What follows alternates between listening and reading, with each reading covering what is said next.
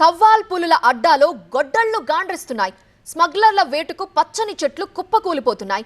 కాకులు దూరని కారడవిలో ఏపుగా పెరిగిన చెట్లు తెల్లారేకల్లా మాయమైపోతున్నాయి.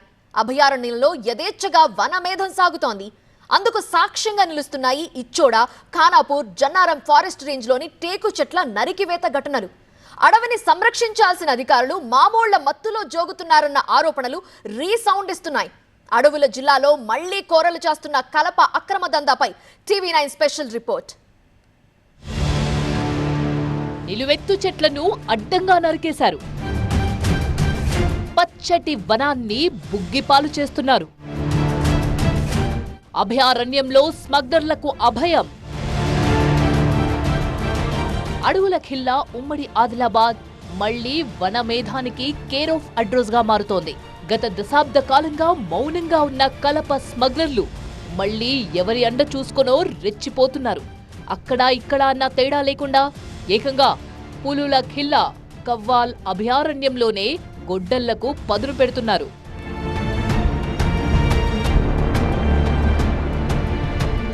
ఆదిలాబాద్ జిల్లా ఇచ్చోడ మండలం ఫకీర్పేట, నారాయణపేట బీట్ల పరిధిలో ఏకంగా 175 పైగా టేకు చెట్లను నేలకూల్చారు కలప స్మగ్లర్లు. ఫకీర్పేట్ బీట్లో 25 టేకు దుంగలను నరికేశారు కేటుగాళ్లు.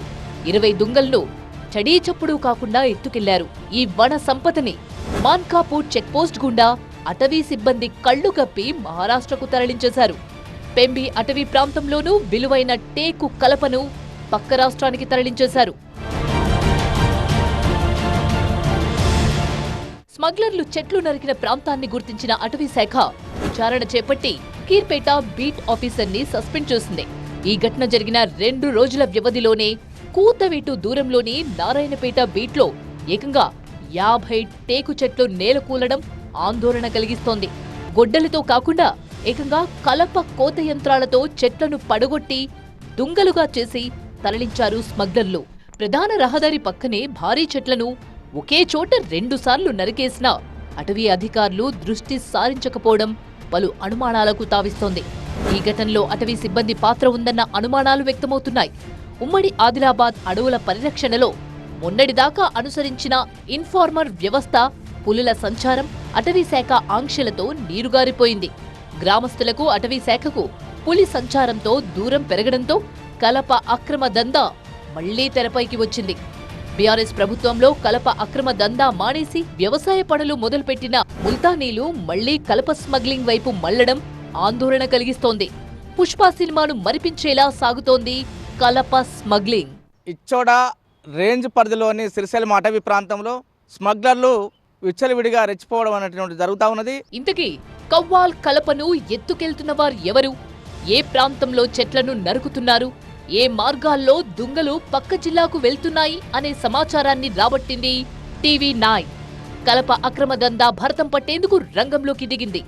ఆదిలాబాద్ జిల్లా ఇచ్చోడ మండలం కీర్పేట, నారాయణపేట బీట్లలో సంచరించింది. ఇచ్చోడలో మళ్లీ ముల్తానీలు వ్యవసాయ పనులను పక్కన పెట్టి కలప దందాపై ఫోకస్ పెట్టారని గుర్తించింది. టైగర్ జోన్లో యథేచ్ఛగా సాగుతున్న కలప దందాకు ఆదిలాబాద్ జిల్లాలోని ఓ అధికార పార్టీ నేత కర్త, కర్మ, క్రియాగా వ్యవహరిస్తున్నట్లు తేలింది. ఇక్కడ నిజంగా దురదృష్టకరమైన విషయం ఏంటంటే రోడ్డుకు ఆనుకున్నటువంటి చెట్లను కలప దొంగలు నరికివేయడం చాలా బాధాకర విషయం. ఉమ్మడి ఆదిలాబాద్ జిల్లా వ్యాప్తంగా 17.66 లక్షల ఎకరాల్లో అడవులు విస్తరించి ఉన్నాయి. కొమ్రంభీం, ఆసిఫాబాద్ జిల్లా 6.04 లక్షలు, మంచిర్యాల 4.36 లక్షలు, ఆదిలాబాద్ 4.26 లక్షలు, నిర్మల్ జిల్లా 3 లక్షల ఎకరాల్లో అటవీ విస్తీర్ణం కలిగి ఉంది. ఏడాది క్రితం 35.66% అటవీ విస్తీర్ణం కనిపించగా తాజాగా అది తగ్గుముఖం పట్టడం పచ్చటి అడవిని ప్రమాదంలో పడేస్తోంది. సర్కారు మారడంతో ముల్తానీలు మళ్లీ గొడ్డలి పట్టి వన మేధానికి దిగారని సమాచారం.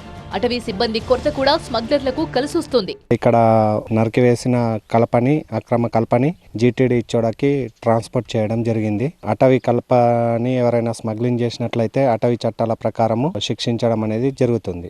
కవ్వాల్ పులుల సంరక్షణ కేంద్రానికి ఇచ్చోడ, జన్నారం అటవీ డివిజన్లు వెన్నుముక్క లాంటివి.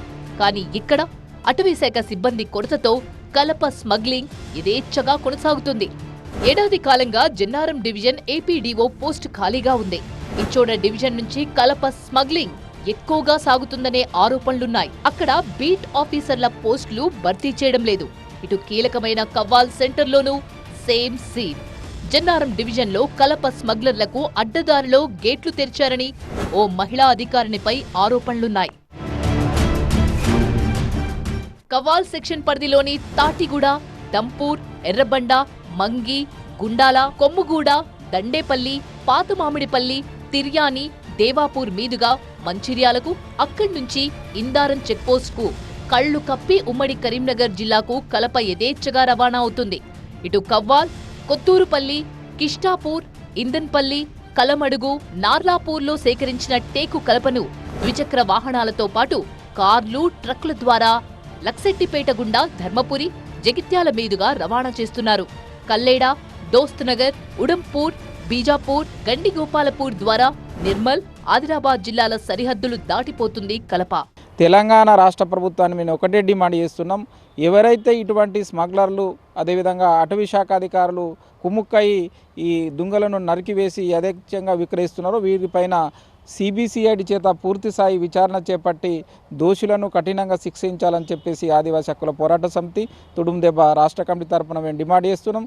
ఇచ్చోడ ప్రాంతంలో కలప స్మగ్లర్లు బోధ్ మండలం ఘన్పూర్ నుంచి మహారాష్ట్రకు, అలాగే బైన్సా, బాసర నుంచి నిజామాబాద్కు తరలిస్తున్నారు. నరికివేతను అడ్డుకోలేకపోతున్న అటవీ శాఖ కలప స్మగ్లింగ్ ని కూడా నిలువరించలేకపోతోంది. దీంతో కోట్ల విలువ చేసే అటవీ సంపద స్మగ్లర్ల పాలవుతుంది. ఇప్పటికైనా ప్రభుత్వం సీరియస్ గా ఫోకస్ పెట్టకపోతే కవ్వాల్ అభయారణ్యం త్వరలోనే మైదానంలా మారడం ఖాయం.